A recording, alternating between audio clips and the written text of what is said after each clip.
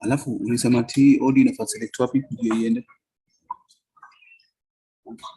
Hapo kwa so una select size DMI.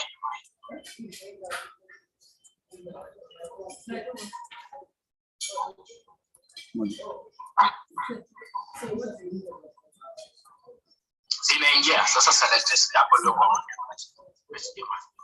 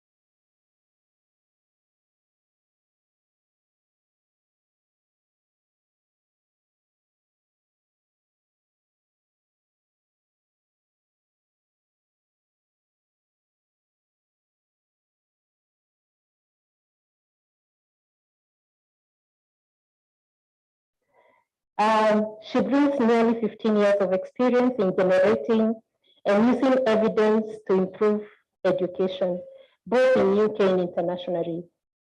Most recently, she has worked at NESA, the UK's Innovation Foundation, as the Impact Director, and at the Children's Investment Fund Foundation, leading on assessment of evidence and managing evaluations for the education portfolio. She holds an MSc in economics from Babek College and a PhD in theoretical physics from the University of Cambridge. Essa's team is also accompanied by the chair of their board, Professor Patrick Dunn. I think it's a privilege that we also get to get a representative from your governance, and I think that is really quite timely. So Patrick is also the chair of the EY Foundation, Board Delta, and a trustee of the Chartered Management Institute. He's the founder of Warwick in Africa, a visiting professor at Cranfield School of Management, a visiting fellow at Warwick Business School, as well as the author of books. His previous executive career was with international investor, Pre-I Group PLC, and lately as communications director and a member of its operating committee.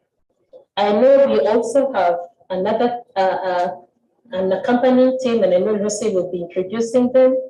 I also want to say that we're also privileged to have a senior representative of the Ministry of Education, the State Department of University Education and Research, Paul Mongai. We are quite delighted to have you be with us. I know we are in safe hands with the government representative in the House. We want to welcome all of you, feel very delighted, but at this point, I want to welcome Anthony to come and give his opening remarks. Thank you. I'm terrible with protocols, so please bear with me. Lucy, I'll give a story how I met Lucy, and now where we are. I think your chair needs to know. Mr. Mungai, representative of the government of Kenya, thank you very much for coming to witness this event. And this is a sign of your commitment as a government stakeholders towards Pascal's work. Thank you so much. Chairman Patrick, we have chatted briefly, but I think we'll have a chance to engage. Pauline, I think we have talked. I'm very familiar. IDRC. Sorry, I can't remember your name. Lois. Thank you very much for coming on behalf of your regional director. I'm very much pleased to have you here with us. Ladies and gentlemen in the room, I don't need to say much about who I am. I think I'm a common face now. And those who are online, let me give you a quick background how I met Lucy. Just allow me to. So we are chatting on LinkedIn. Our relationship started on LinkedIn. So don't underestimate the power of social media, the power of social network. We started on LinkedIn. And before you know, I like what she posts, she likes what I post. And I said, Lucy, you're doing ESSA, can you have a chat? That's how we started. And before I said, yeah, this makes sense. Why don't we think of having a formal conversation? And it started like that. Before we know, our teams are coming together, great ideas are born, and voila, here we are. So thank you so much, Lucy, for reaching out. Actually, I reached out, are you responding? And in a way, we're here. Thank you very much. But what does this partnership mean, really? Because so many people signed MOUs just for the sake of showing and celebrating. But this is not the kind of MOU that we are looking into. We are looking for action-oriented MOU partnership that mirrors the synergies that we have as two sister organizations in some ways, if I put it that way. We are looking into how do we work on our synergies to deliver what is ahead of us. We are strategically very well aligned. We are strategically very well positioned. We have so many similarities in many respects. And Lucy was telling me she feels so much hopes because my team, well done Beatrice and Pauline, so this is part of your good feedback. My team, she felt her team was at easy with my team. I think that's a good thing.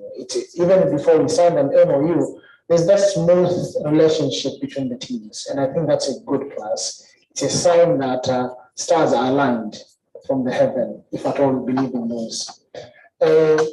What next? What lies ahead of us? I don't want to preempt the conversation probably we're going to have. What does PASGR bring to the table? What does ESSA bring to the table?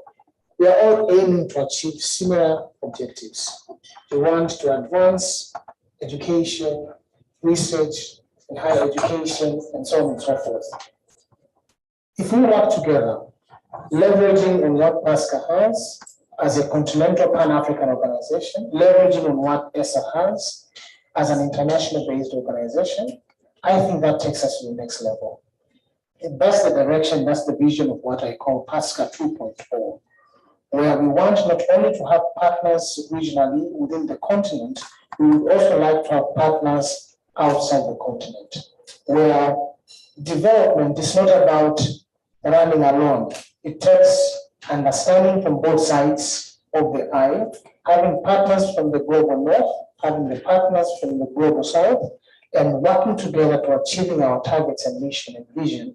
I think that's something that PASGR is very keen on. And this, for me, I think it's a milestone that we need to be happy about. Be happy that we're signing an MoU, but be ready to work for it because it's not going to be easy.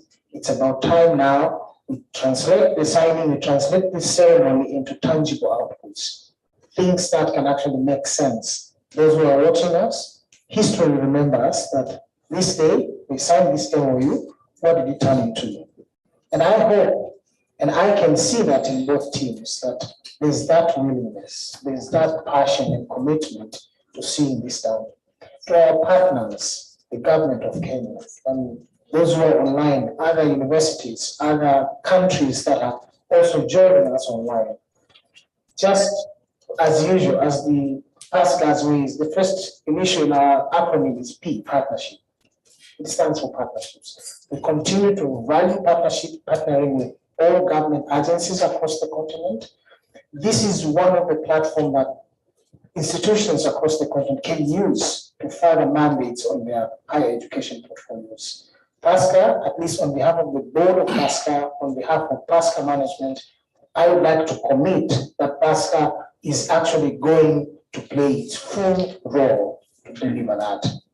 For government, Mr. Mongai and the others, thank you so much for having your country hosting us, number one, but number two, having government stakeholders in the room, witnessing these memorable events is a signal that the government is committed.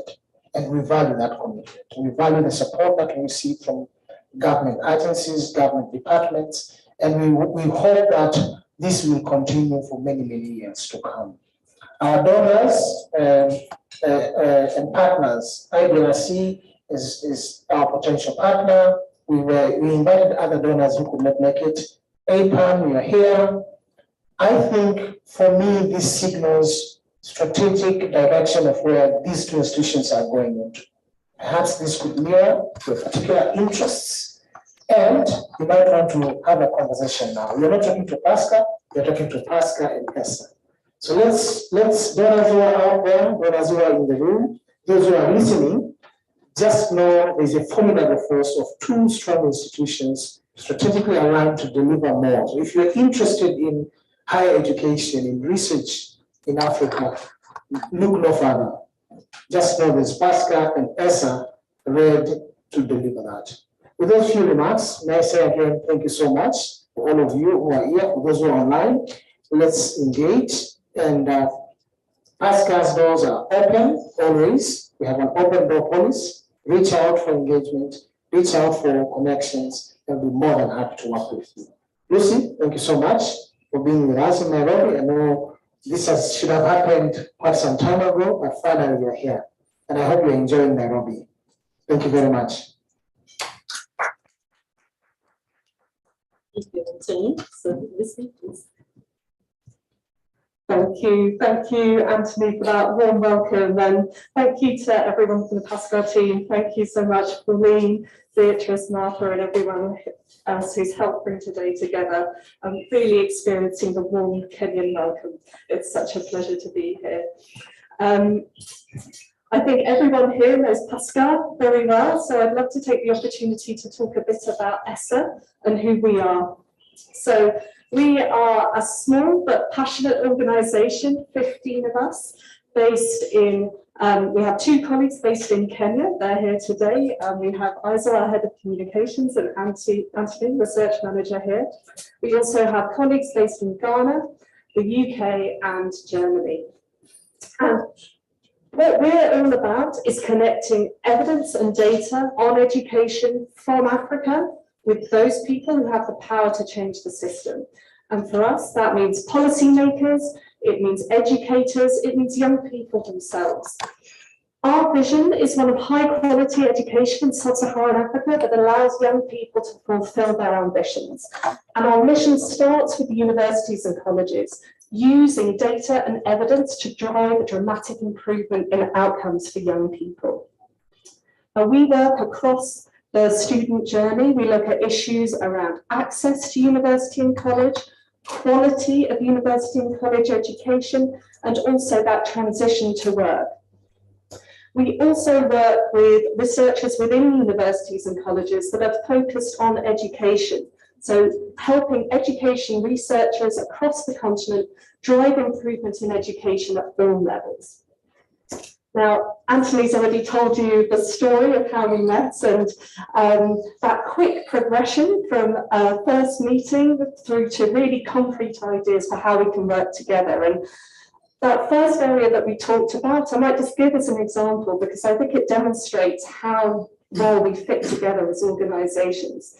So ESSA for a long time has been doing work around addressing faculty challenges. That work started in Ghana. We're now partnered with Inter-University Council of East Africa, doing that work in the East African community. Understanding what are the faculty gaps, what are the faculty needs, but also critically, what are the solutions to those challenges? How can we improve quality? And anyone who knows PASGR well knows that they have developed, evaluated and pioneered the PEDAL approach to improving pedagogy within Africa's universities. And we've been long admirers of their work. And so we can see that here they are providing an evidence-based solution to the kinds of challenges that we were seeing. So we see that kind of real complementarity in terms of a partner that can help us go not just have nice research that sits on a shelf, but how do we move to real change, real improvement for outcomes for young people. And as Anthony said, the fit for our 2 organisations, it's not just about the alignment in our missions, it's also about the alignment in our values. So, and maybe I'll just run through those ESSA's values very quickly. Our first value, we are evidence-based. Well, that goes without saying. We're all researchers here. We like to be guided by the evidence. But probably most pertinent to today's event is our second value, which is all about strengthening trust. We believe that partnerships are absolutely central to the impact of our work. People cannot trust or implement your evidence, your research, or engage with it if you're not building strong partnerships, if you're not listening to your partners, adapting to them, working alongside them to create solutions. Which brings me to our third value, which is about being solutions focused. And I think, as I said, PASGR demonstrates extraordinary focus on how do we provide solutions for Africa's universities and colleges? How do we make a change? And lastly, we are always learning. ESSA is a young organisation. We're just 6 years old. We're aware that we're tackling some pretty difficult problems, and we're not going to solve that if we're not always understanding how can we improve, how can we do better, how can we listen to our partners. And we've also picked that up very strongly from our interactions with PASGR, that evidence-based learning approach. So it really is a fantastic fit for us. So what can you expect from a partnership between Pascal and Essa? I think you can expect two organisations that are committed to providing the data and evidence that will make a difference, to working alongside change makers in partnership. You'll see two organisations that we're not on transmit mode. We're not here to tell you what to do. We're here to listen to what you need and to think about how we can work with you to help change the system. Thank you. So as Pauline mentioned, I'm very happy to be joined here today by our founder and chair, Patrick Dunn. And as he is here in the room, I'd love to take the opportunity to hand the floor to him for a couple of minutes. Thank you, Lucy. But it's a real privilege to be here. When you have an idea for something, the idea for ESSA was actually drawn on a sick bag on a flight between two African countries, and I'd run out of battery power, I'd run out of pencil and paper, ink and paper, and I had this idea. And the reason I had the idea, it was sparked by some work I was doing in some slums in another country. And a young woman said to me, "This could be so much better." And then what could be so much better was I'd taken her to a university that day because I'd said, you know, you have the potential to go to university. Let me take you there. Let me show you what might be something for your future. And we went there and we were incredibly disappointed because it wasn't as inspiring as I had thought it was going to be. The faculty member that we met really wasn't very interested, really wasn't very well trained, didn't have the facilities, and this seemed to be, so we're doing all this work to help inspire young people to go to that next level, particularly young women, and it wasn't, and this could be so much better, she said. And as I was on the flight, I was going then to Ghana, well, how could it be so much better? Well, it could be better joined up. There could be more faculty. There could be better trained faculty. There could be better investment in the physical things, in the technology. And I drew a map of Africa. It's very like the logo, the ESSA logo. And I wrote on it, join up, inform, inspire, and increase impact. That's what we want to do. And we started 6 years ago with some fantastic support from some like-minded people. And it's very interesting when you look at these big, difficult problems in the world, when you have like-minded people, when they imagine the better place that you do, you can do all sorts of things. And in just 6 years, we've done some really cool stuff. But actually, it's not us that's done it. It's the people who've then adopted the ideas, have taken the ideas. We've helped them develop their ideas and made it happen. Whenever I give awards to young people in some of the organizations I'm in, when they come up and they're so proud and they've done this thing, and sometimes their parents or the people who will be looking after them will be in the audience, they kind of feel great. And I always say to them, you know, you should really celebrate this moment, but don't waste it. Imagine what you could do now. You've made this big step. Now imagine what you could do. And go on and do an even bigger thing.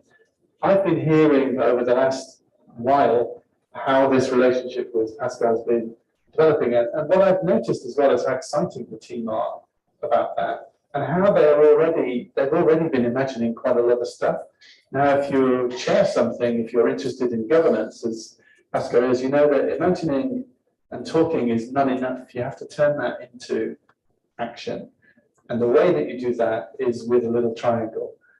Triangles are very underrated, I find. But triangles really help you change and transform things, because if you write at the corners of the triangle, purpose, people, and process. If you have an aligned purpose, a common purpose you believe passionately in, if you have the right people working together in the right way, and then you put in the right supporting process, stuff happens. And what I'm seeing with this relationship so far is we have a common purpose, we have an aligned purpose, we believe passionately in it, we're getting those right people starting to work together in what will be the right way, and now we just need to get on with it and do the process and make it happen. So this is a very exciting moment for me today. I'm so inspired by what Pascal doing, and also what we might be able to do together. So thank you so much for inviting me here. It's a real privilege to be again in Kenya. I love Kenya. So thank you very much. Thank you. Thank you very much for those opening remarks. Now we get to the next session.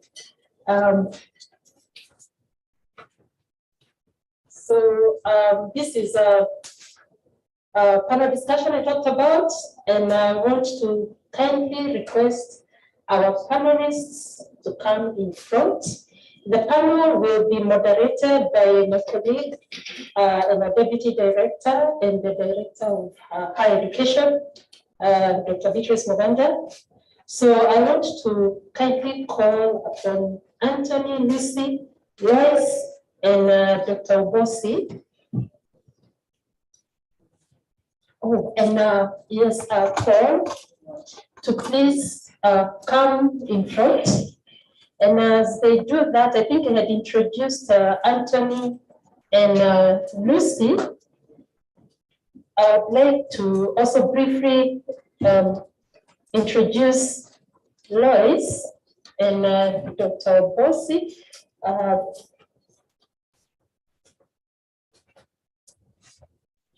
Can you come in front? Anywhere, please.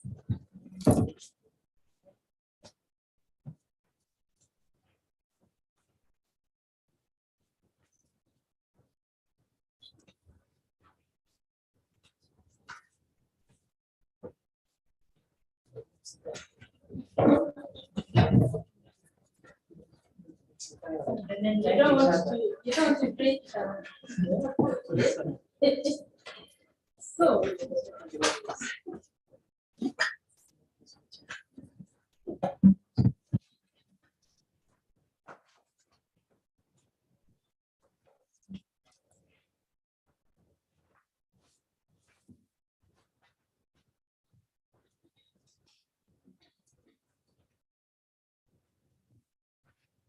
Professor Chanda is an accomplished international development professional with over 15 years of experience in managing complex multi-country programs in Sub-Saharan Africa. And since 2015, she's worked as a program management officer at Canada's IDRC, engaged in strengthening research systems in Sub-Saharan Africa. In this role, she coordinates the implementation of Science Granting Council's initiative in Sub-Saharan Africa, a multi-funder program that strengthens capacities of science granting councils or organizations. Lois holds a Master's of Research of Science in Development Management from Open University of UK, and a Master of Public Policy and Administration from Kenyatta University. She's currently a PhD candidate at University of Nairobi with research interest in evidence-informed policy making in education sector. We also have our partner from the University of Nairobi. We do actually run academic programs, and one of them is PhD in Public Policy, in partnership with many other universities that are here in Kenya, the University of Nairobi, Department of Political Science and Public Administration. And we're delighted to have Dr. Obosi, who is a senior lecturer in that department. And he has specialty in public policy, public administration, research methods, and with specific themes in public-private partnerships, water governance, education policy. He is an accomplished author and researcher, and I'm sure he has a whole listing of his portfolio. I know Prof. Dr. You're on your way to becoming a professor very soon. I've seen your list of publications. And we're also delighted to have our representative from the ministry. Thank you so much, Paul Mugai, And he's, like I said, he's the Deputy Director in the State Department of Education, University of Education and Research. So I now want to hand over to my colleague for a very engaging and conversational engagement. Thank you. Thank you very much, Pauline. It has been a very exciting morning indeed, and I have had buzzwords that are going to help us carry this conversation forward. I've had trust, I've had of passion and action. So we are celebrating today the coming of great minds to drive passion to address some of Africa's wicked problems in higher education, as Mr. June has ably talked about in his opening remarks. And so we are also privileged to have the University of Nairobi represented here. It is a case study. And as we go deeper into the conversations, our colleague Pascal Essa will also be sharing nuggets from their research on how the pandemic affected higher education within the East African community. So we shall start this conversation by focusing on the student, where the action is happening, the University of Nairobi. Tell us, Dr. Bossi, how does the University of Nairobi contribute to the higher education, training, and research landscape? Punchy, 3 big punchy points. And we will go further to see how this was affected during the pandemic and how you remained resilient, if you did. Thank you. Thank you very much, Beatrice, and everyone, both virtually and in person, in this meeting. It's interesting as much as it could be intriguing at times. I'm not going to give you 3, I'll give you 4. Because sometimes they go hand in hand. We'll do other than training, we'll do research, and we'll also do teaching as well as consultant. This is what brings the university, I believe all are institutions of learning universities, but more specifically, University of Nairobi. Now, this has been, with or without COVID, they have to continue. And the university has continued, and since its inception, 1956, quite some years in Africa, but very young compared to other institutions out in the University of Nairobi has been churning out products in all these programs. And right now we talk of having graduated about 180,000 and various levels, PhD, masters, and bachelors. We train quite often, and both at higher levels and medium. And we also have some kind of short training for those who probably want to carry outside or those who want to do some assessments. And thank you. So in this endeavor, we find, that's why we are even happy when we talk of engagements and evidence-based. Because how do we get this evidence, and how do we also tell those whom we teach to get evidence-based? What is the evidence for? Are we talking about evidence-based policy or policy-informed research? I'll probably zero in on those areas because that probably is what puts us together in this relationship. Under that, we are now currently offering 2 major programs: Masters of Research and Public Policy, and also PhD in Public Policy. These programs are offered in collaboration. I say I will center on this because that's actually where we become major partners with Pascal. I think we have over 13 members involved in the Masters of Public and Research and Public Policy across Africa, East, West, and South. In the PhD program, we have three, Ibadan, Pretoria, and Nairobi. And always we'll be adding Pascal because of the various roles they play. So we have continued to do this. How do we transform the research we establish into policy uptake? Sometimes you don't wait for those policy makers to come for them. How do we reach out to them? Can we sometimes even think ahead of them and tell this direction you should go? Now this, in brief, is what I could say is what the University of Nairobi has done and continue to do before. I hope you told me, tell us, later we'll say what some of the challenges were, but I'll wait for that moment.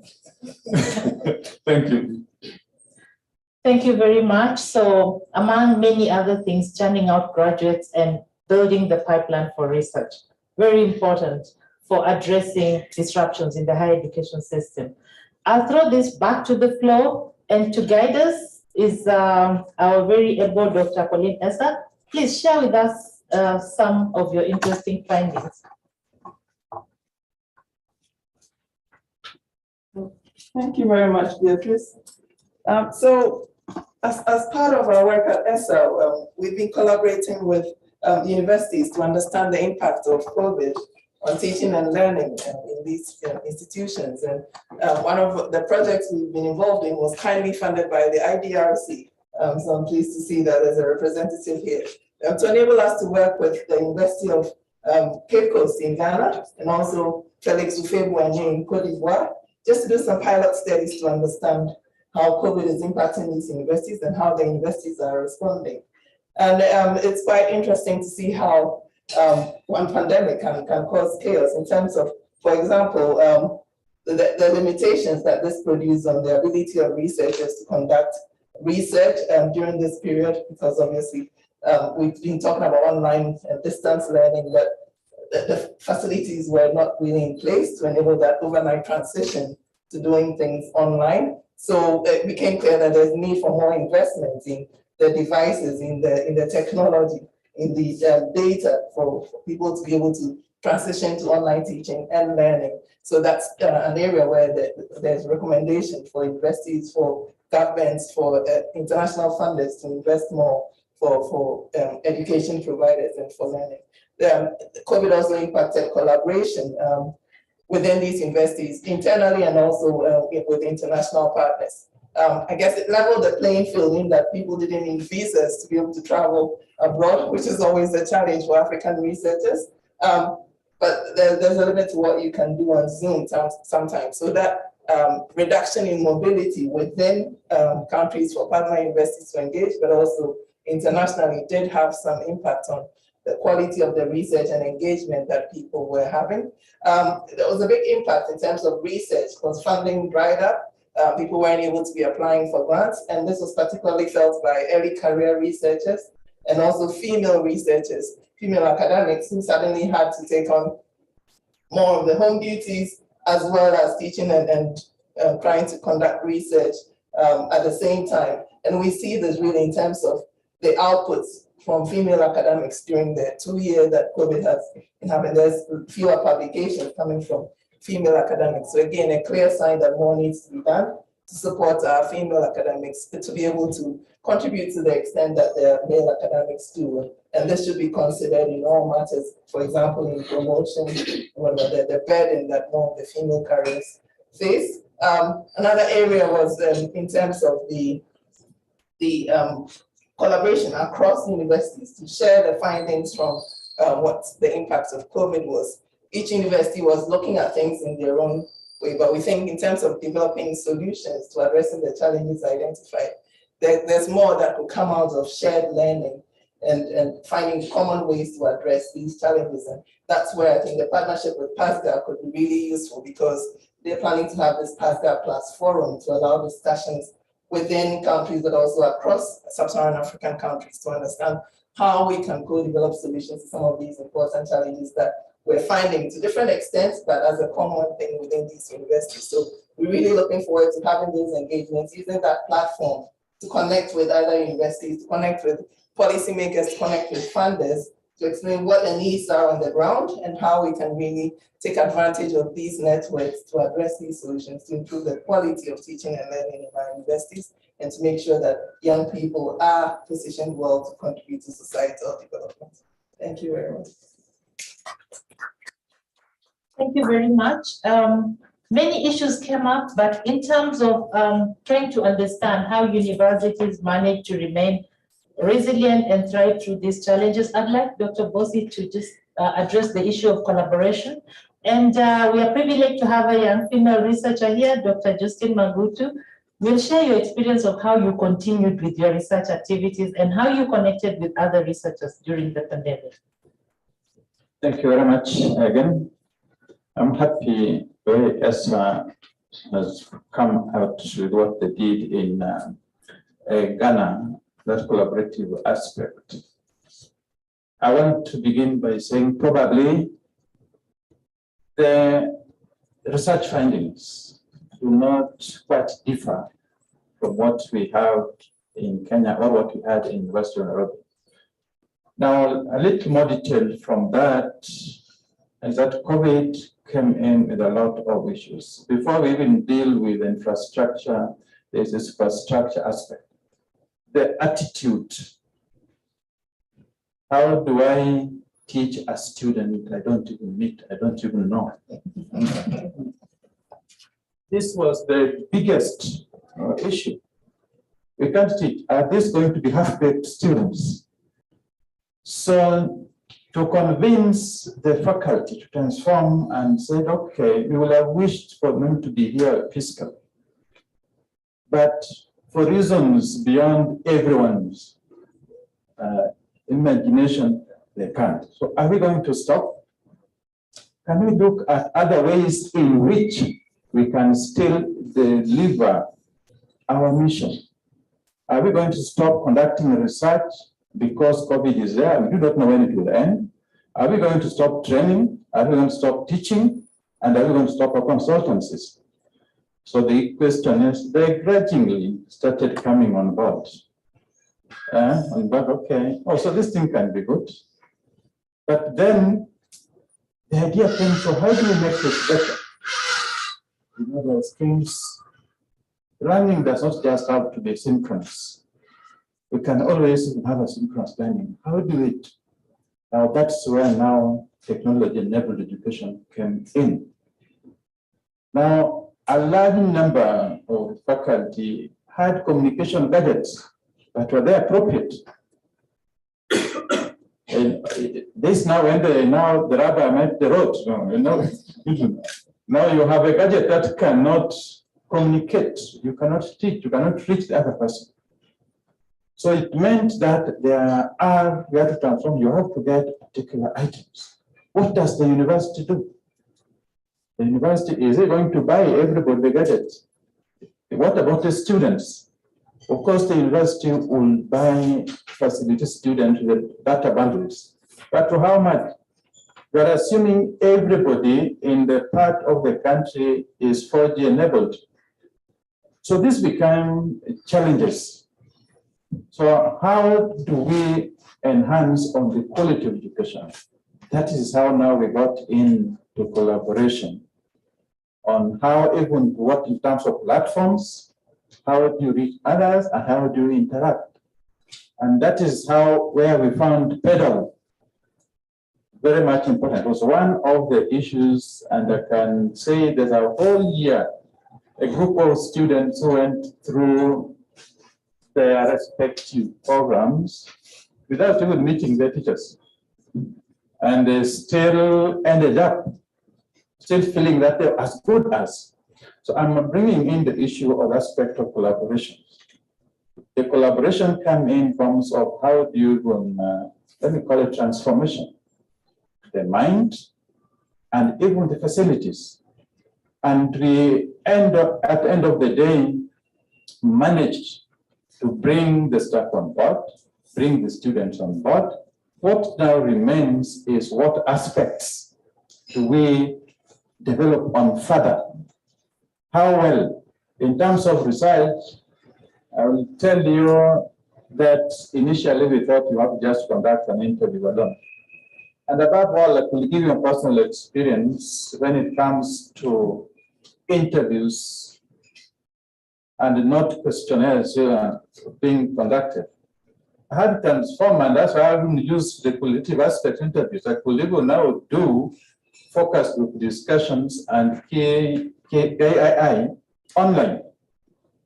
And if I tell you, I was even happier and much happier with that than even having to walk to several places to start getting practice. Because the technology now brought on board that even as I finish, I can do analysis of a report within 2 days, courtesy of that kind of technology. So I want to say COVID really made us, the faculty and the institutions, be transformed in terms of both the mind and the facilities. Thank you. Thank you very much, Dr. Bossi. As we wait to hear from our colleague Justine, I'd like Mr. Paul Mungei, our guest from the Ministry of Education, to tell us, to be thinking how this government helped to abet some of these challenges that we are talking about at a systemic level, and how features of the education system related to this. We've had issues about quality, resistance, not believing that this kind of online education and research is as good as the physical. So we will welcome your thoughts on that in a short while. Thank you.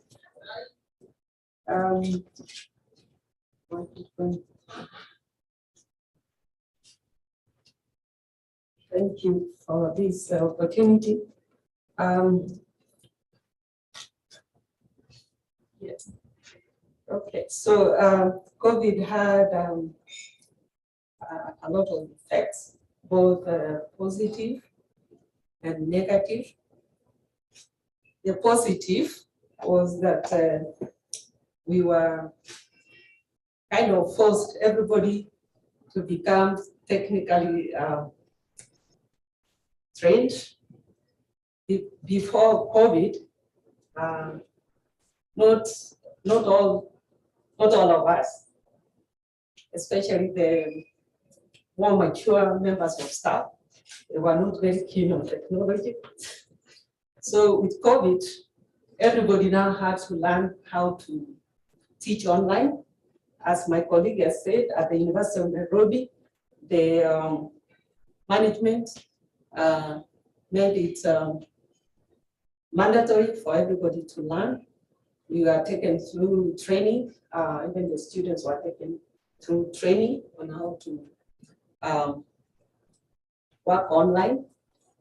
As he mentioned, the challenges were also how do we get access to the equipment. Of course, the university tried its best, but see there were challenges of people not owning the best machinery, laptops, especially the students. Most of them were using their phones, and it could be a challenge. Sometimes they did not have enough airtime. Sometimes there was no connectivity. So much as we said we are all in class, there were those who are missing out. And worse still, as my colleague said, you cannot see or interact with the students. So you ask a question, it's very quiet, so you don't know whether they are with you or they are not with you. So, but we struggled through that. Then came exam time. They had to be trained again on how to do exams online. Sorry. So they had to learn that. That was also another challenge because some of the students say they did the exam, but because they were not able to upload and all that. So all in all, I'm saying that the positive side, we were all learned how to use technology to do more research online. Even the students who have to do projects, they came up with that challenge that they were not able to reach all their respondents and all that. So I don't know whether that was used most times as an excuse for them to reduce the amount of work so that they don't go out there. But we managed to work with that because we understood the conditions. So I can say we made the best of a bad situation. Thank you. Thank you, thank you.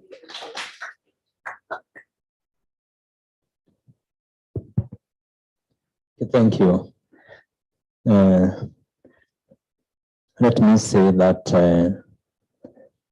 the onset of COVID brought in a lot of disruptions in the whole education sector, because this is not something that we have had experiences before, and therefore it just came in with a bang, and the government had to take action immediately. One of the action, as we all know, was to close all the institutions so that we could save lives. The idea here was, how do we now save lives, because it was such a terrible situation. But we can say there has been both the positive, like the people who have talked before have said, in terms of the pandemic, positive, and also the negative effects. I don't want to dwell much on the negative. We know exactly what happened. Disruptions. You could imagine institutions of higher learning, University of Nairobi, the students are not here. What that means is the stream of income that was getting to the universities was also not going to be there. And that started impacting on the performance and the financial performance of institutions. But beyond that, we have had to come down as a government. There was the policies that were issued on how then the institutions needed to come back and how they were going to use online. But again, before, we never had the standards and the policies that were going to facilitate the online and graded kind of learning. And this, again, was a big challenge. But we normally have, there is a Commission for University Education, which also was grappling with how to be able to coordinate and to give the guidance and standards on this particular area. But that has been going on, and we have had. But we must say there has been positive impacts that we can see. That within that short time, were it not for the disruptions, I think we would not have gone in that direction. I don't want to say it was a good thing, but somehow I think it was a wake-up call, especially when we look at issues to do with the digital kind of transformation that it brought. The universities, in terms of the capacity that went in, the lecturers had to start giving their lectures online. This has, there was no way, another way out. Institutions had to look and grapple and see how they were going to come up with the infrastructure. Of course, there was a challenge, but we can say we have moved from a certain level to a better position. We can stand up. Key to this was also the kind of, to me, I look at it like a giant that was there just sleeping. We had institutions coming up with innovations. Innovations that the capacity of those people were not doing a lot. There are sanitizers, and going beyond only producing the sanitizers, but also commercializing that. Because this became now a stream of income to the institutions. We had face masks and all these things. And that to me is kind of innovation. It was kind of pushing us to a corner, but people now started coming up and saying, what can we do for this? Yes, the issue of the quality has been discussed, but I think as much as we may want to look at the kind in terms of quality, I still see that we have tried to maintain good quality. In the sense that if we are talking of a big classes that used to be there, about 600, even better now. And that's why the ministry is recognizing the blended teaching. It's better even to give lectures to those many students through online than the face-to-face, because even the kind of interaction we are talking about with that.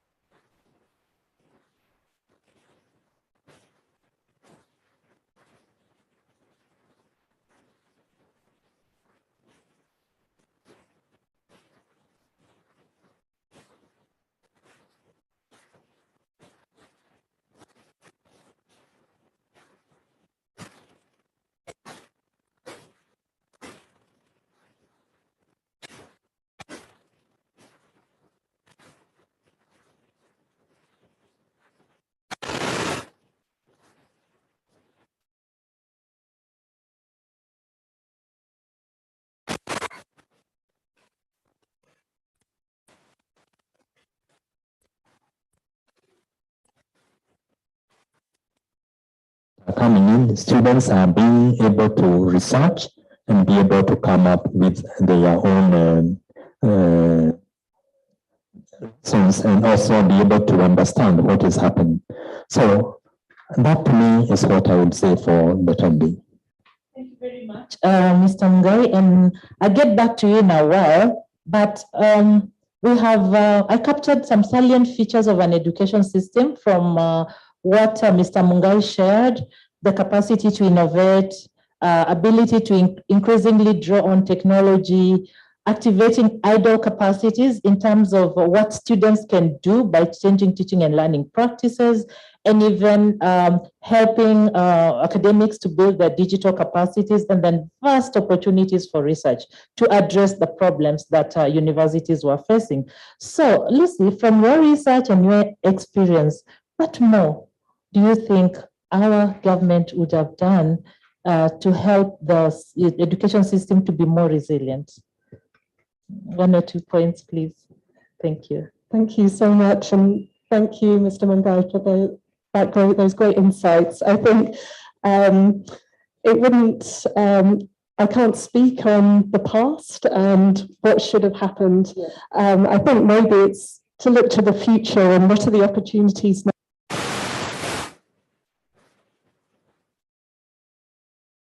These positive aspects that were highlighted, how can we scale those up?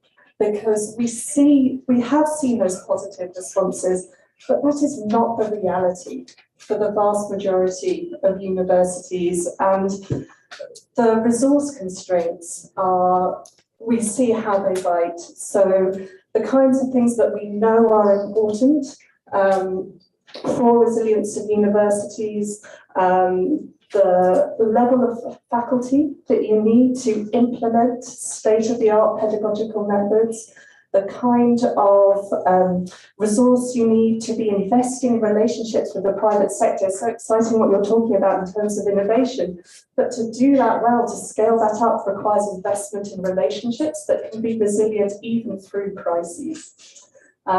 So finding those ways to invest in the time and the space across the board for universities, I think is so important.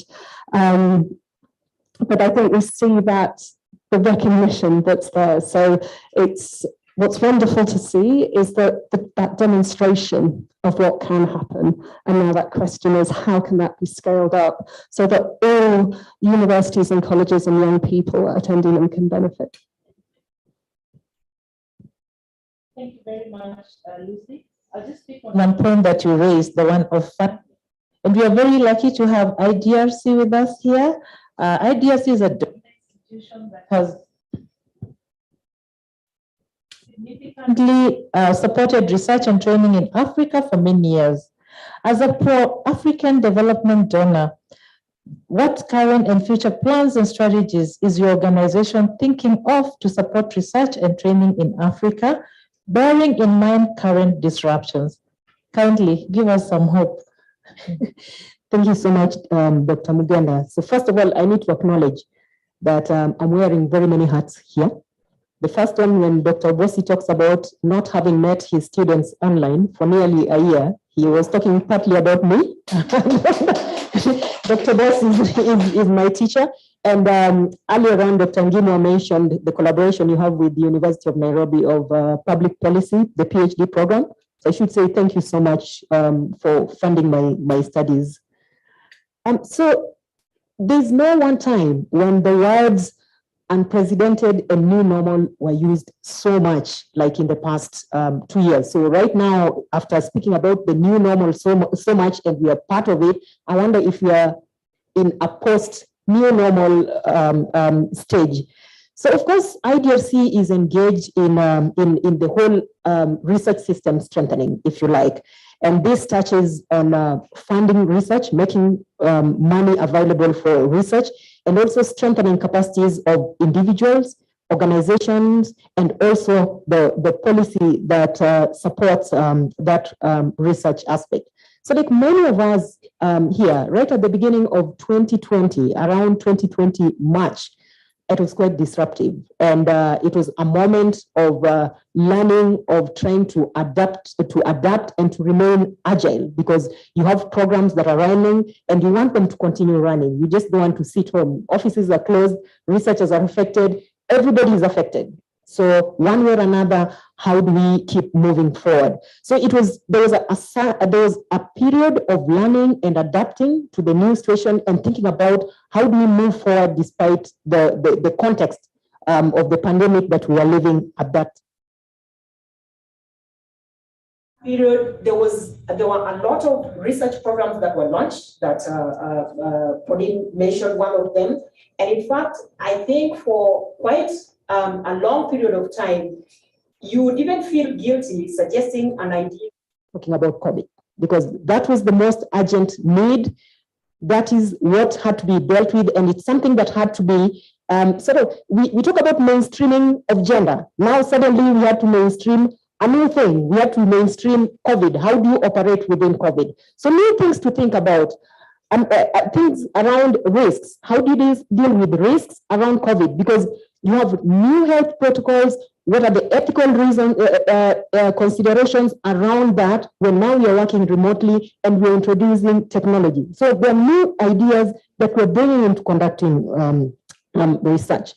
So you know that research is going to take a while. Most of these projects, there were very many actually that were funded from around 2021. So it's going to take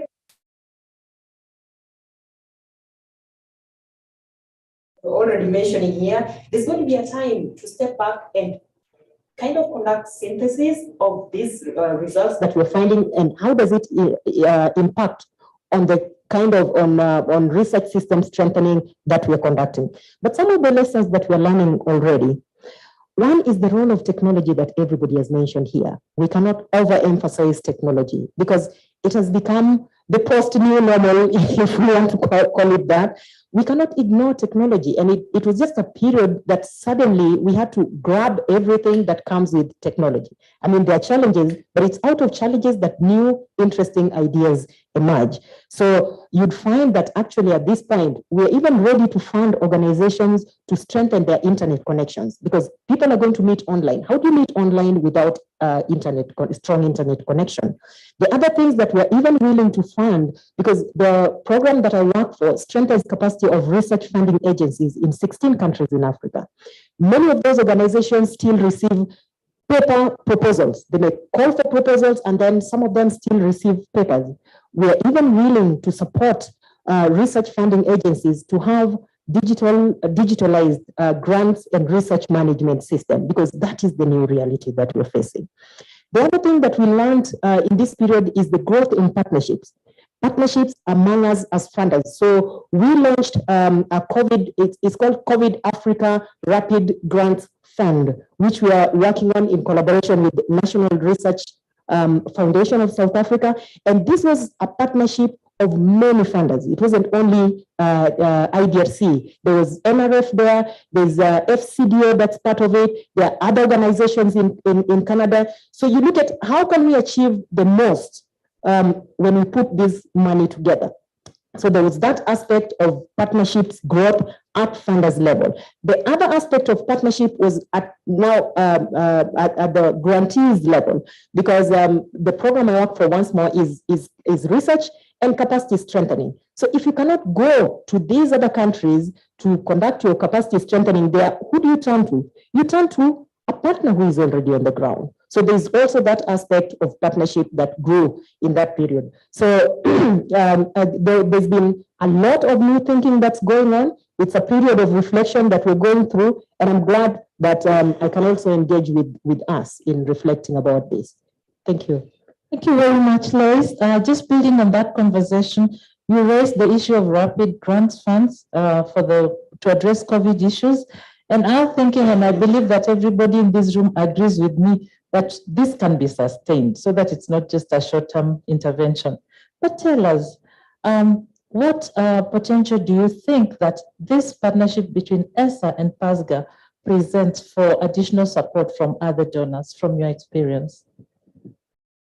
I think partnership is critical. Earlier on, because so what partnership does is you're building those synergies, because everybody has some strength to bring to the table. So if I bring my strength, you bring your strength, we are even stronger together.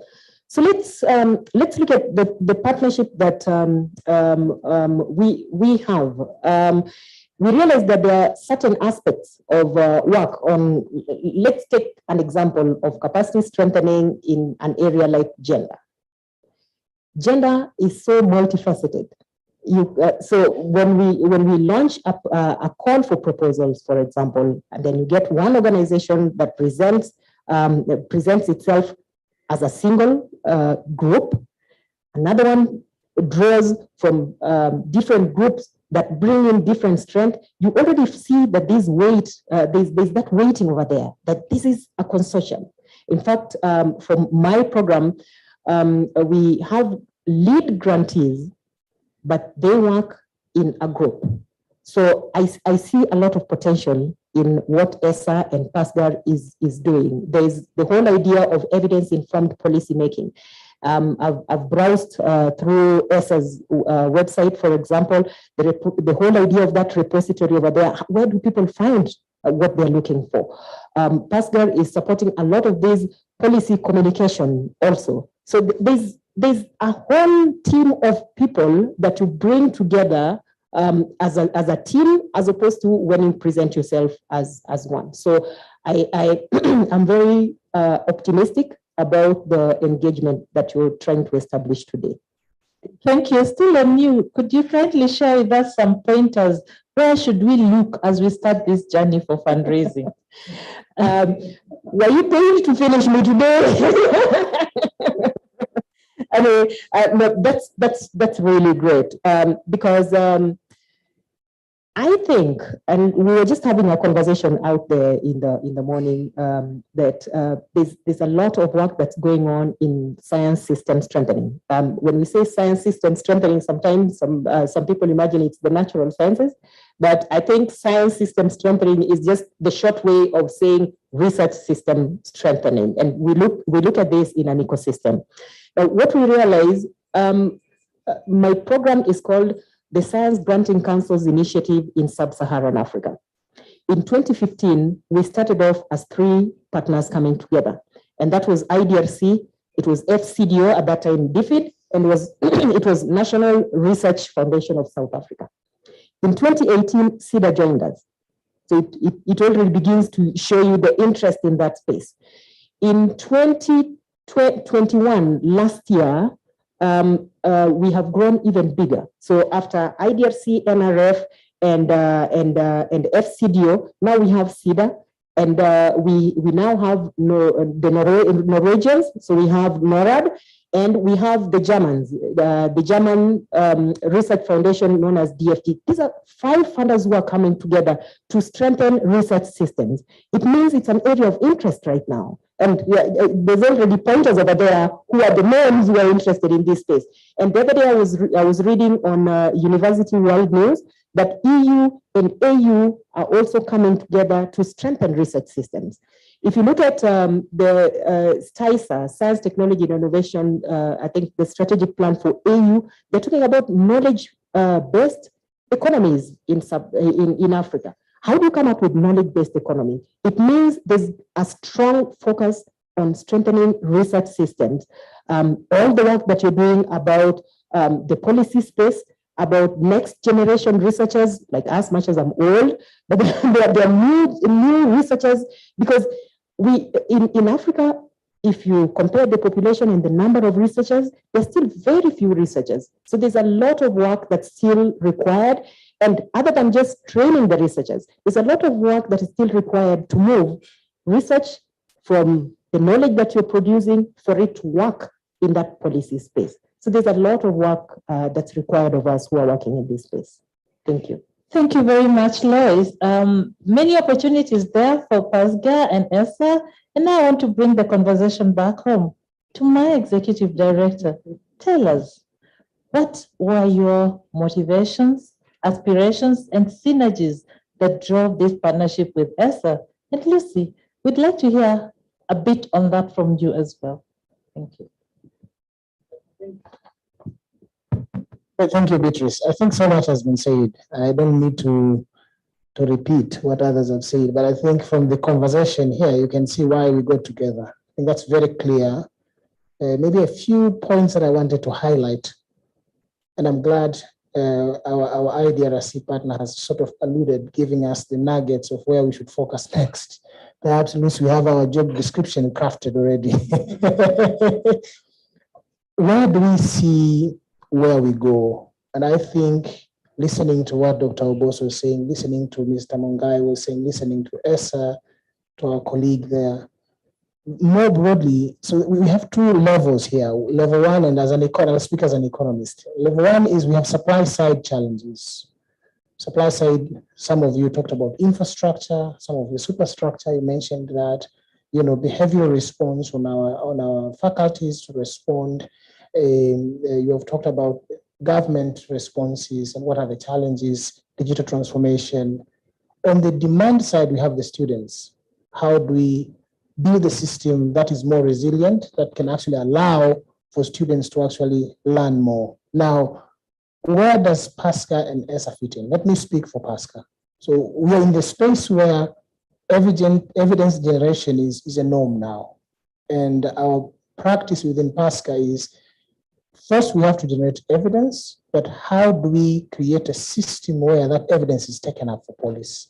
And I think this is where our relationship becomes very handy, because in that space, we have partners across the continent. We are operating in over 26 countries. We have institutions that we're working with. We have global north partners that we're working with. It's one thing to generate that evidence and create the momentum in the partnership. It's another thing to have that evidence taken up for action on the ground. So I think what I see as strength in our partnership is leveraging in each other's synergies, leveraging in each other's strengths. We have a very good relationship with partners across the continent. Last week, I met the Secretary General for APAM, the Public Administration Institute here in Nairobi. It has access to all governments in Sub-Saharan Africa, and we already have a relationship with them. So you see, leveraging this access to policymakers, using, for example, ESSA PASGR relationship is extremely important in the eyes of the donor, because you have to play a strategic game here. How do you present yourself to the donor? Number one, how does the donor see you? And you have heard from this, I think, is a cross-sectional thinking around the donor community. And all the donors that we've engaged, they have the same mentality. Who are you working with? Who are you partnering with? What are you bringing to the table? What are the others doing to the table? So that is thinking within the donor community. But at the same time, you have to think on the receiving end, on the government, on the partners. How are they supposed to receive what we are putting on the table? And what's the process through which we can actually get them there? So having these partnerships, Beatrice, really helps in terms of breaking the barriers that we are likely to face individually, going together collectively. And I can see that PASGR, leveraging on its strength in terms of partnerships that we have, in terms of the networks that we have across the continent, leveraging on what ESSA has, and I think Luce might speak for herself, leveraging on what ESSA has, on what they've achieved so far, and their keen interest on evidence. Evidence is where things are right now. We will get there. And I think some of the challenges we're hearing from the government, some of the challenges we're hearing from the universities, practitioners, we need to bring students where, okay, you're a student in some ways, a donor and a scam student at the same time. We're also learning ways, and what are the nuggets, how do we penetrate to try to bridge the gap? It's not going to be smooth, it's a process. And I like what Patrick said, you have a triangle, you have people, process, and what? The other P? And purpose. So we have people, we have the right purpose. Now let's work on the process. The process requires relationship building, as Lucy said, both at the level of us as institutions, governments, private sector, partners, also requires those who are supposed to receive. And how do we make such interventions, such innovations sustainable? I think that's the challenge ahead of us. But I think what I like is there's the right purpose in all of us. There's motivation, there's agility in terms of getting there. And I think that's a good place to start off. Thank you. Thank you. I mean, well, what more to say? Yes. Oh, is this? So, yes, for ESSA, I think this partnership represents a bringing together of complementary evidence. And Lois, you pointed to this when you talked about the importance of synthesizing evidence. So how are we listening not just to ourselves, but the evidence that is being produced by PASGR, by ESSA, but by all of the fantastic education researchers across the continent? How can we leverage all of that work? And how can we make our voice stronger together? We have historically grown, I think, slightly different, but again, complementary audiences for our work. And it's exciting to think how we can create a megaphone together. And one of the reasons I feel very optimistic for higher education in Africa at the moment is we see the commitment from national governments, Mr. Mangai talking very much about how they see the importance of Africa's universities and colleges for development. And we've long benefited from the support of committed development partners, IDRC, Carnegie Corporation of New York, others mentioned by Lois, that have been supporting the higher education sector for a long time. But also the world is having a moment right now where it's talking about how do we change the balance of power? How do we change the discourse between the global north and the global south? And if we want to change power, well, knowledge is power. And where does knowledge sit in the continent, if not in its universities and its colleges? And so I think there is more we can do working with each other, but also working with those development partners that have long believed in the higher education sector to show how important that sector is to delivering on all of the sustainable development goals. Thank you. Thank you very much, Lucy. Thank you very much, Anthony. Very many strong points coming through. And I want to take that strong voice. And we have a stronger voice online. So our audience online, just give them a shout out. Tell them, Pascal. Did you have breakfast? 1, 2, 3, let's go, Pascal. 1, 2, 3, let's go, Essa. Good, welcome our online audience. And you've heard a lot about this partnership, the aspirations, the motivations. And we hope that this is a solution to the problems of access and equity, quality and relevance in African higher education. So tell us, do you see this hope? And what can this partnership do to get us there? Let's have some contributions from the online audience, and you can type in a response, you can lift your hand up and share with us your thoughts. As our online audience prepares, I will welcome a comment from the floor. Odile, you have something to share?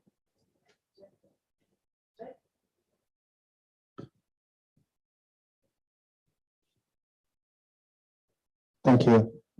The topic is one very interesting, looking at the key drivers of research and university education in the post-COVID era. And I think, you know, as a young researcher and as one who is so passionate about education in Africa, there's no moment like this. And for organizations like PASGR work out and ESSA coming together to, you know, draw their efforts together to strengthen what they can achieve individually, and now making this, you know, bigger and better for universities, for students, and for interested partners across Africa is one very, very important thing. But then I think we, for a very long time, looked at COVID as a disenabler, as something that could not be leveraged for positive development. But I think COVID unveiled, or rather unwrapped, a lot of possibilities and abilities that perhaps without the pandemic, we would not have realized. And so we can talk about technology in leveraging education. We can now talk about you know, designing tools that can be used with students from wherever. So I can believe that a student can be in Ghana and studying at the University of Nairobi, and at the end of 4 years or 2 or 5, be able to graduate from either their, you know, doctoral program or an undergraduate program. And this is what we need for Africa.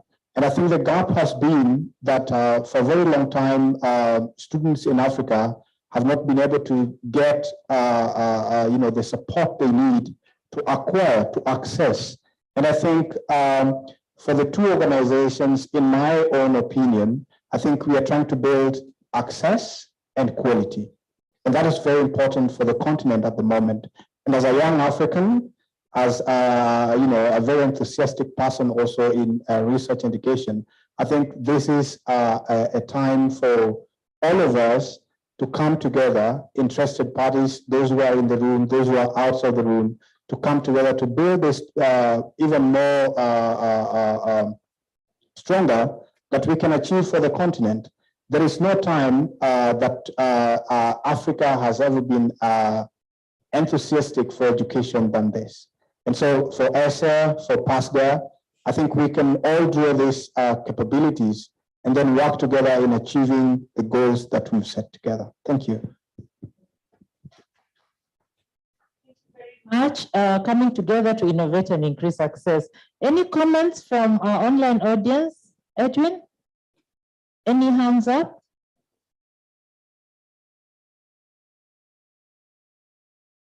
As we wait for that feedback, panelists, I will be inviting you to just give one thought, some words of wisdom to this partnership, the do's and don'ts that will get them, that will get us where we want to go. Yes. Online audience, contributions, please.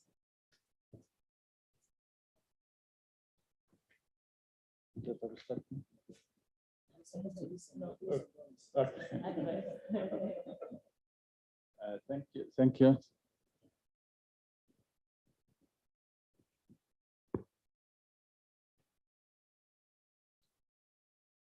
A tough but interesting question. Yeah, sometimes we say when your partnership starts, you become optimistic. Because when you put some beacons, don'ts, that's where people sometimes find themselves sitting. But anyway, that's put aside. Partnership is very much welcome. And I only use the word like partnership for what? And I'll still bring in Patrick's 3 Ps. I found that very interesting. What's the purpose for that partnership? And when that's easier, it's usually being put on paper. So the purpose comes very fast. What is much more important, where I want advice from my own experience, is the process. Are the processes right? And the stakeholders. Sometimes you need some silent stakeholders. Because when we begin with concepts, we imagine that we know it much better.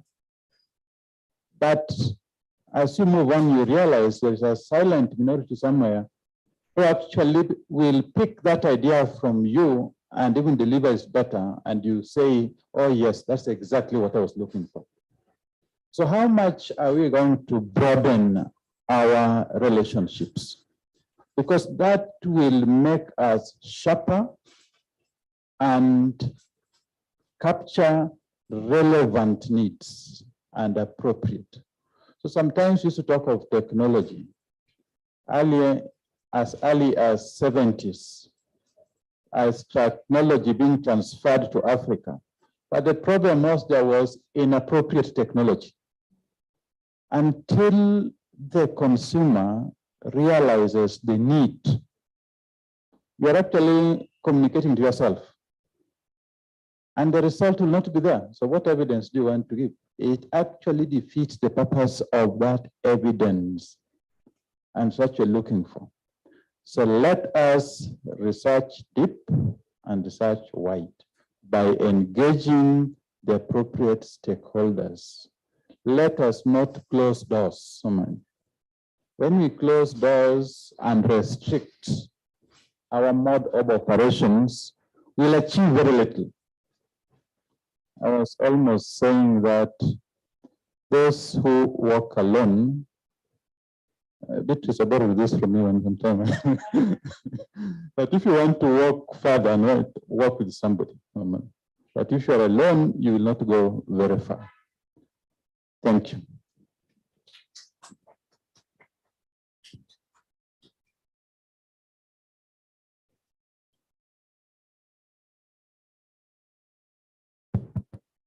Thank you. I think I want just to say, like my friend here, that's a difficult question for the do's and don'ts. But I think one critical thing that comes to my mind is you are coming into a partnership, but not competition.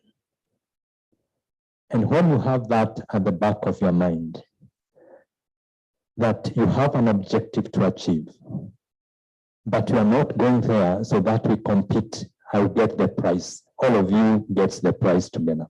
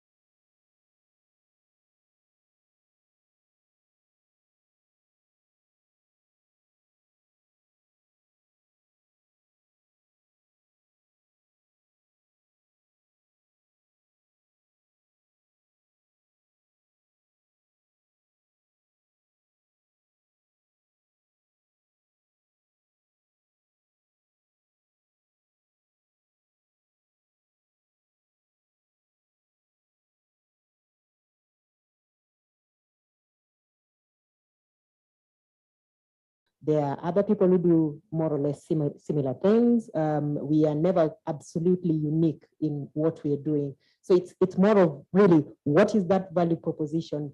What is unique about us? What gives us that competitive advantage? And there are a lot. So it's more of just how do you package it together? How do you communicate it to the audiences that you mentioned earlier on? So there's already that mapping of the different audiences that you want to engage with. But if this is who we are, what is unique about this partnership? How do we better package it? How do we sell it? So it's a process. The MoU is being signed today. We're just learning these steps, and I think the whole idea is to get it stronger. Thank you. You're still there. I'll give her a round of applause. A quick question, just a few seconds, please. This is from Somalia. We have Victor Emmanuel Aligo from Global University Somalia, and he wants to know how the donor world can support private universities. I think we already support private universities. So there are different ways, let's say, that IDRC disburses funds. One is competition. You know, if it's competition, there's a call for proposals on IDRC's website. Anybody is free to participate. So we, in Kenya, for example, we have projects with the USIU. We have projects with Stratfor. So which means it's a competition. People compete. So it's really open. They are open competition. These are publicly advertised competitions that anybody can compete.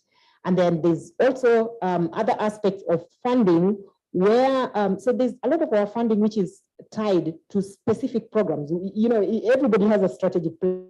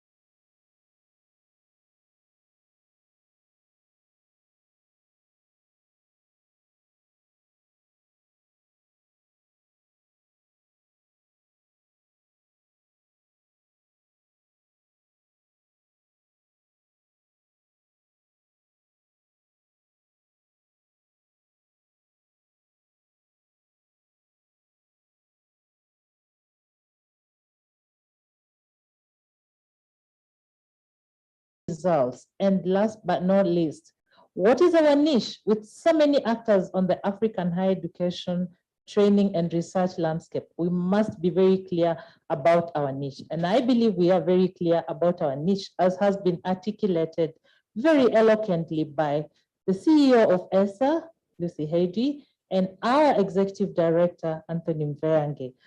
So we will give the online audience just 3 minutes to at least address their questions, read their comments, and after that, we shall give a resounding applause to our panelists and the audience, our participants who've made this so lively and engaging, and bring this to a close. Are we able to share the inputs? Okay, Pauline, go ahead.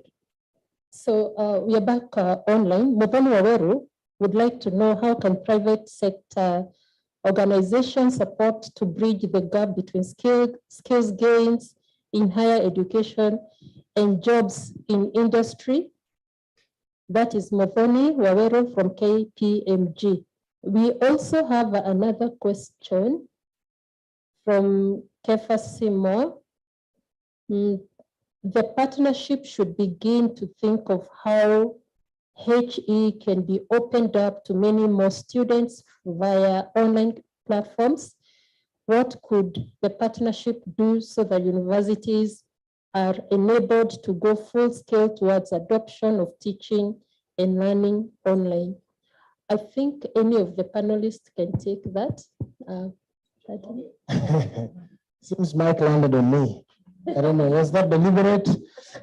Well, so two things. One, how can private sector help? Let me just summarize the bigger picture. And I think those two questions, they are aligning to implementation. And let me recall a conversation I had with the CEO for Commission for University Education in Kenya last week. And we were talking about ESSA and what is coming. I actually wanted him to be here. And then in the course of conversation, he asked a very pertinent question. And then, okay, so what are the issues with higher education and COVID in Africa? If you ask lecturers, they know the problems. They know the issues. So what is this partnership going to do? What are you offering, in other words? That is practical to address the issues that the lecturers, professors at the universities already know. If you do a research right now, they'll tell you what they're facing.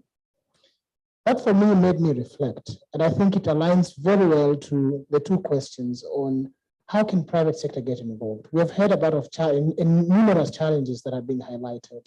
And I think this is where the PPP model could work.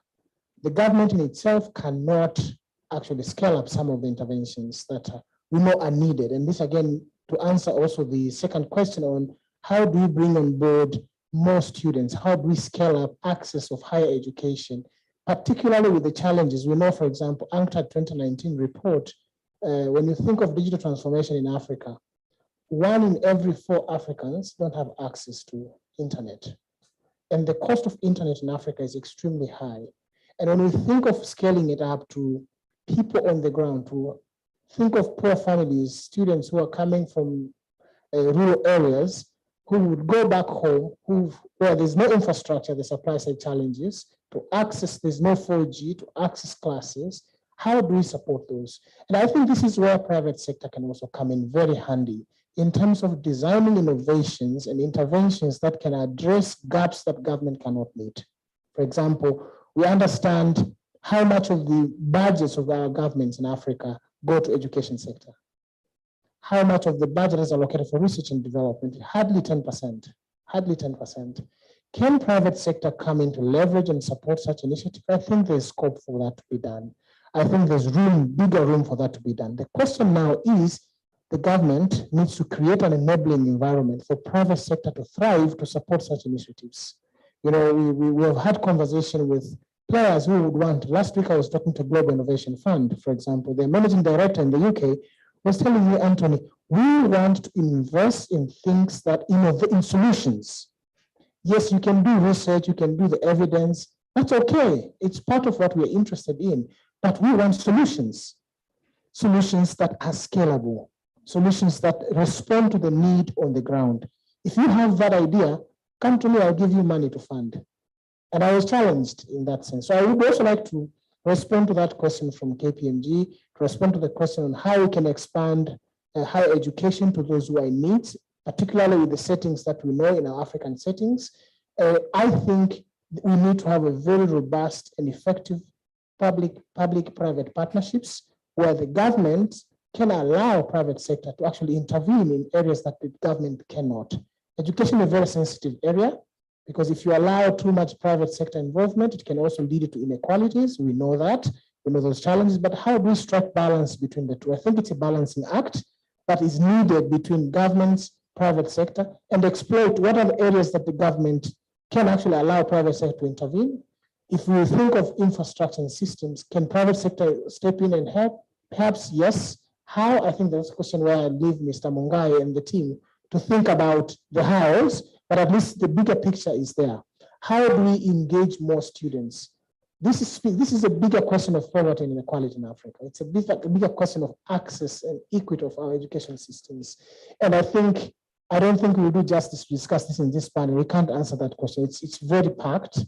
But just to summarize, and this is my 2 cents on this, is it requires a whole range of practitioners and policymakers and stakeholders to be involved to unpack and understand this question. Thank you.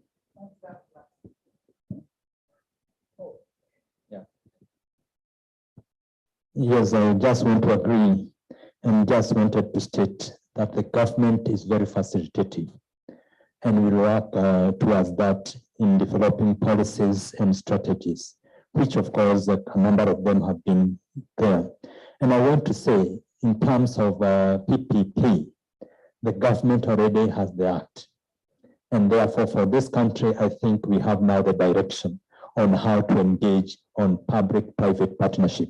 We do understand the government alone cannot provide, and especially when we talk of the university education, we must bring on board the private sector, but in such a forum, meaning such a way that we have the legal instruments, we have the structures through which this can be done. And I think this is where we are also talking of the commission coming in and coming up with the standards, because as we get into the public-private partnerships, which are there already, we need to have those regulatory frameworks put in place. Thank you. I just want to add quickly, because this is an area of great passion for ESSA. And this is the puzzle, right? Everybody knows how important relationships between the private sector and universities are. It benefits the private sector because they get a strong pipeline of talent. It benefits the university because they remain at the cutting edge. And yet we just don't see it happening at scale. And so I think it's important to ask those questions. Why isn't it happening? Why isn't it happening more? From our research, we see a lot of that is about culture of the two sectors, and also that lack of platforms to bring people together. And so that would be a wonderful way to collaborate, I think, to invest more in platforms, bring the two sides together, and also just in terms of practicalities, one area we're looking at is how can university career services be strengthened so that they can invest more time in those relationships with the private sector to build those up. The government has an incredibly important role to play, but ultimately it is the private sector, those individual businesses and individual universities that have to drive this forward and make that impact. And then another point just to say on scaling up access. Connectivity is part of that, but from the work that we've done listening to young people in Kenya, we see that the biggest barrier to access is student finance. I think online access has the potential to bring down the cost and so make it more accessible, but we've also heard about lack of access to technology. So how can we bring together what we know about technological access, but also what is effective in terms of student finance? And I think that could be really powerful. Thank you. Thank you very much.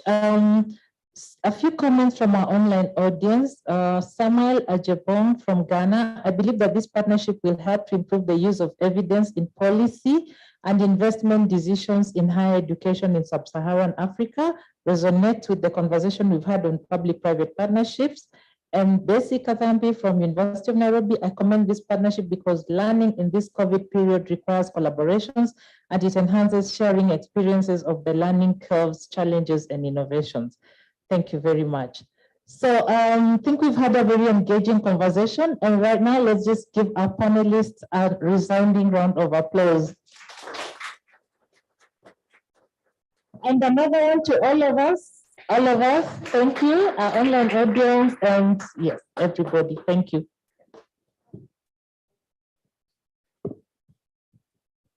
So thank you very much, Beatrice, for moderating such a rich engagement. You will agree that this was a very rich conversation, and also a rare one where you get the lecturer and the student sitting together.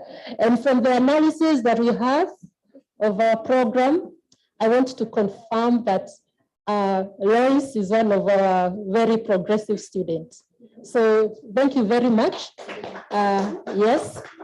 So at this point, we are getting to the core of the engagement, where we now formally sign the MoU. I'd kindly request the panelists to take their seat and be left with Lucy and Anthony. And kindly request my colleague Mother to come and assist me.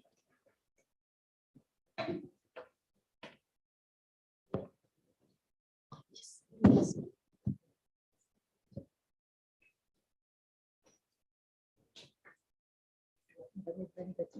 Okay, good.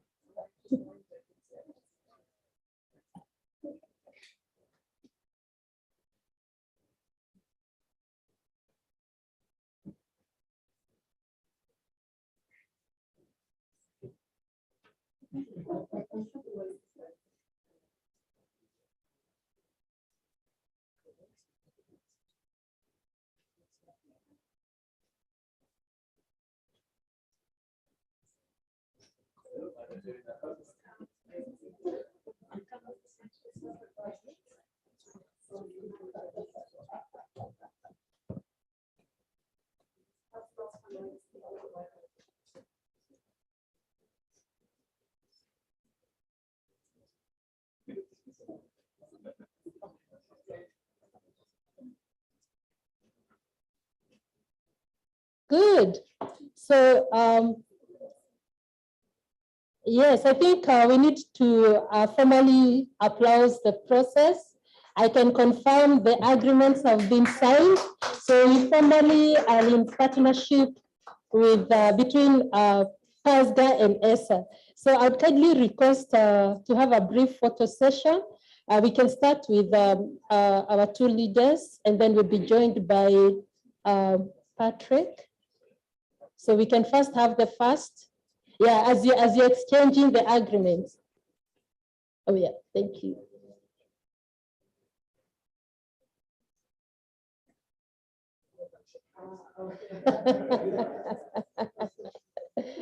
Yeah, we can properly shake hands.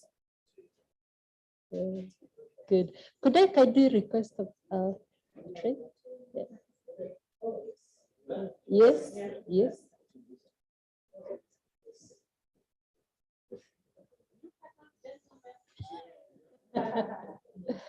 Thank you very much. Could I also kindly request representatives from both organizations? Oh, yes. Yes, yes, yes, please. Yeah. Let's have Pascal, Beatrice.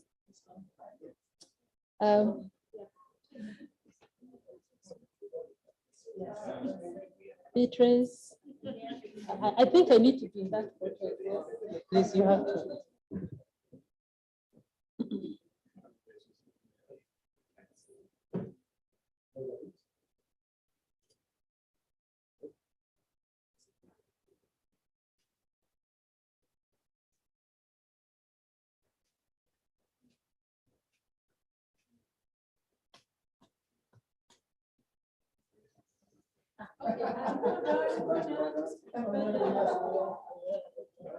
So I think our last photo, we could have our panelists.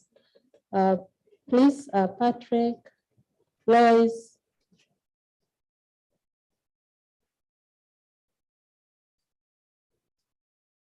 Lois? Okay, I think we can go ahead. Seems to have taken a break. Yeah. Where are the more, excuse me. Yeah. This is the reason for today.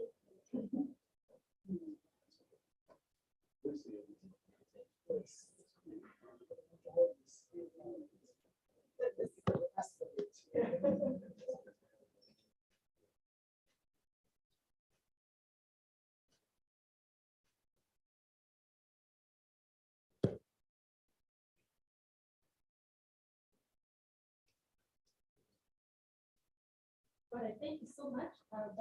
Being kindly requested that you have the show view holding.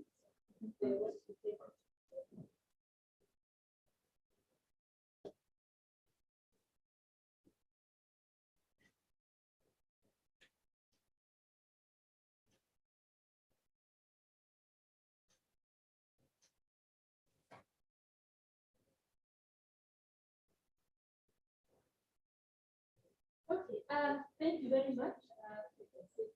I think, but I think this now has a nice nicely brought us to the end of our engagement today.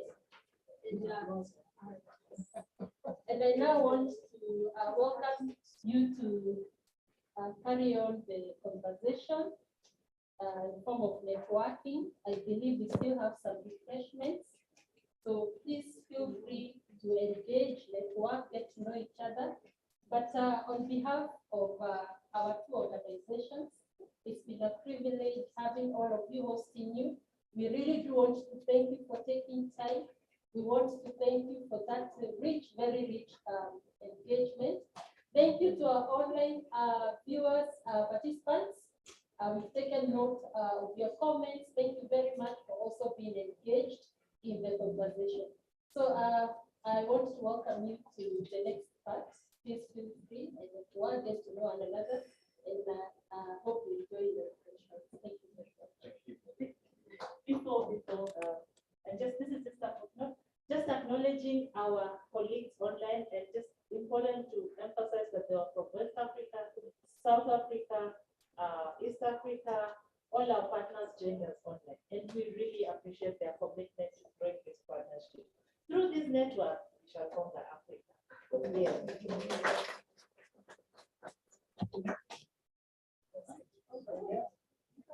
Put on a show.